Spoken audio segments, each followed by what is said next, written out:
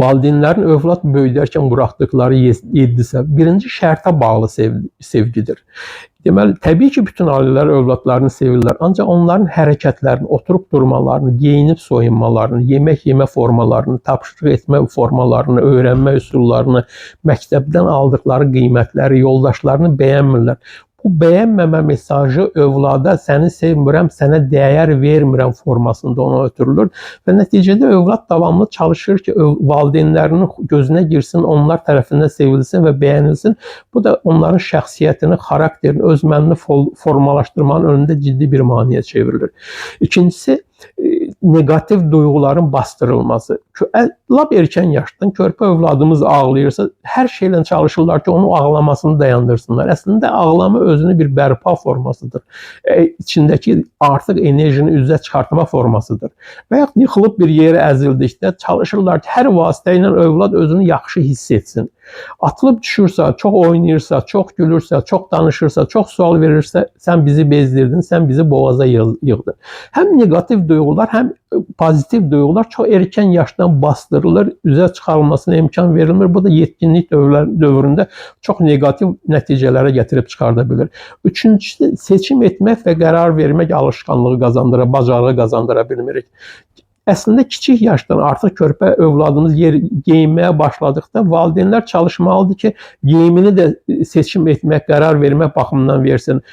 Bu paltarı geyirsən, yoxsa bu paltarı geyirsən, yemək yemək də, gəzməyə getmək də, parkda gəzmək də, hər şey bu fonda olmalıdır ki, alternativlər olsun ki, çox kiçik yaşdan övladımız seçim, qərar vermək bacarığı qazansın. Halbuki valideynlər bütün bunları etmir, hər şeyi özləri edirlər, seçim, qərar bacarıqlarını qazandıra bilmirlər. Deməli, dördüncüsü məsuliyyət şuurudur. Övladımız əyaq tutub yeriməyə başladıqda ona xırda-xırda tapşırıqlar vermək lazımdır ki, həm zəhmətkeş olsun, həm də məsuliyyət şuuru formalaşsın.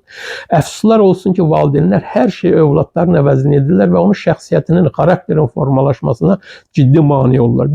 Beşincisi, təbii ki, bütün ailə, deməli, əvəz ödətmək bacarığı alışdırmırıq övladlarımızı. Bütün ailələrdə övladımızın cavabdeh olduğu işlər var. Övladımız bu işləri görərkən ola bilir ki, səhv görsünlər, səhv işlər görsünlər. Ancaq valideyn bunun əvəzini ödətmir. Məsələn, mütəmadi olaraq övladımız axşam yeməyinə gecikir. Valideyn bir dəfə, iki dəfə deməlidir ki, gecikmə. Üçüncü, dördüncü dəfə gecikirsə ona axşam yeməyi vermək lazım deyil. Bu əvəz ödətmə metodudur, üsuludur. Bu cəza deyil.